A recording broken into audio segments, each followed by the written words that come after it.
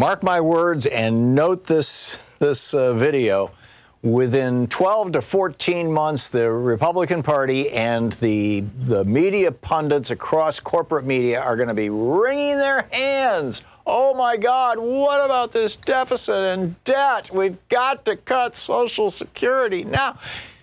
Count on it. So the Associated Press was reporting this morning that last year's deficit, the amount of, how far in the red the federal government is for the year, was a little less than $1 trillion, and that this year will probably be a little more than $1 trillion. We don't have the absolute final numbers yet, but if that's the case, get ready. Right? What we are seeing here play out is two Santa Clauses to the max. Right? This is back in the 1970s. Jude Wanniski said to Republicans, it was published in the Wall Street Journal, and Reagan picked it up, and this became the governing philosophy of the Reagan administration, and it has been of every Republican administration since then. When a Republican is in the White House, spend as much money as possible, as quickly as possible, run the debt up as far as possible. Reagan took the debt from $800 billion to $2.5 trillion. Run the debt up as much as you possibly can. And then when the Democrat comes into office, because it does go back and forth, it's just, that's inevitable. And when a Democrat comes into office, then you yell and scream about, oh my God, the national debt. And now it's just like, oh, it's a little AP story going by, oh, we're going to have $1 trillion debt this year. I mean, when Reagan came into office, the entire national, or deficit this year, excuse me, that's the 1 year contribution to the debt. Is the deficit. When Reagan came into office, the entire debt wasn't even $1 trillion. And now we've got Republican presidents generating $1 trillion debts every year. And proud of it. So in about 12 months, odds are fairly high, whether it's Bernie or Biden or Warren or Klobuchar or Steyer or Bloomberg or Buttigieg. Odds are pretty high in 12 months. One of those people is going to be our next president. I say the odds are a little better than 50-50. Although, there's like all these little weird variables like, the Russians are now hacking into Burisma, and so Bill Barr comes out and says, if the FBI is going to open an investigation into any presidential campaign for colluding with a foreign power, you can't do it unless I say you can. New rules. Right. So, you just never know what's going to happen. I mean, geez, anything could happen, right? But get ready for this.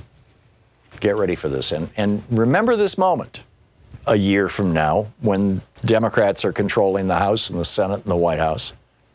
And the media is wall to wall with screaming Republicans and think tank guys and pundits and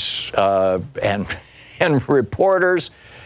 The Chuck Todds of the world, the people who are making millions and millions of dollars and don't want to see their taxes going up, going, oh my God, how are we going to pay for how you want to have more food stamps? We can't. You know the story. We've all seen this, right? Unless you're in your early 20s, we have all seen this over and over and over again. I was serious about Bill Barr. This is pretty shocking. Attorney General Bill Barr is changing the rules on how the Department of Justice and the FBI can open investigations into possible foreign interference. You keep in mind it was the Deputy Attorney General, Rod Rosenstein, who authorized looking in, back in the day, this is under Obama, who authorized looking into the Russian involvement with the Trump campaign. And Barr is saying, nope, not going to do it. Barr said, one of the things that we agreed on is that the opening of a counterintelligence investigation of a presidential campaign would be something that the director of the FBI would have to sign off on, and the Attorney General. No investigations unless they go through me. Right.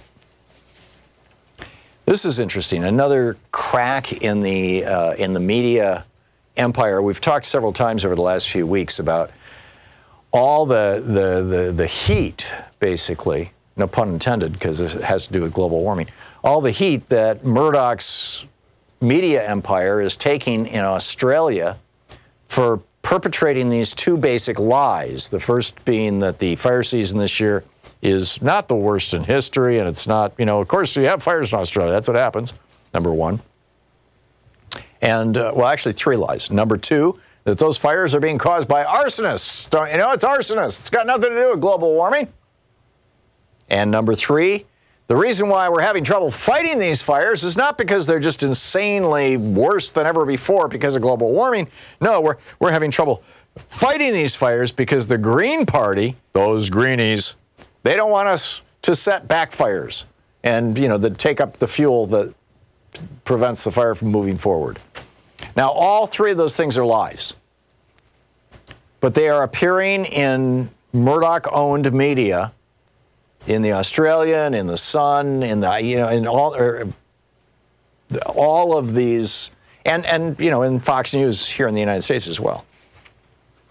These lies are continuing to be promoted. They're promoted by Scott Morrison, the Australian Prime Minister, put into office with the help of Rupert Murdoch.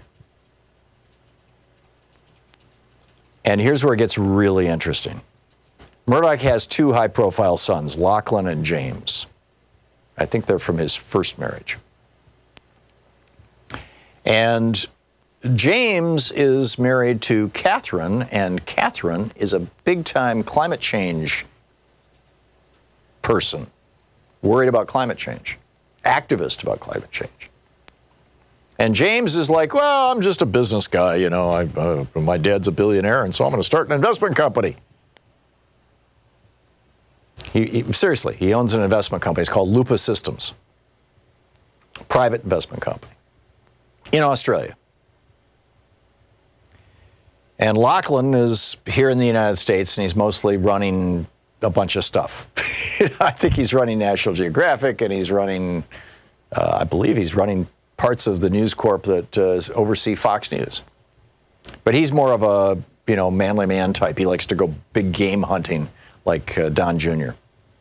So anyhow, James has now come out. This is the Daily Beast. Rupert Murdoch's younger son and his wife issued a rare public rebuke of the family's media empire and its promotion of climate change skeptics during Australia's bushfire crisis.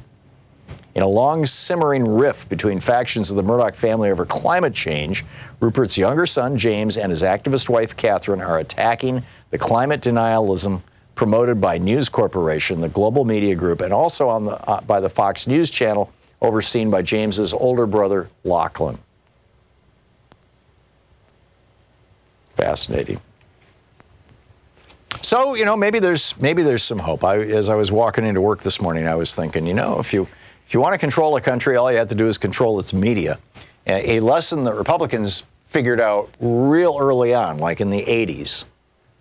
And in fact, that had been pitched to Richard Nixon, you'll recall. But, Democrats don't seem to understand quite as much.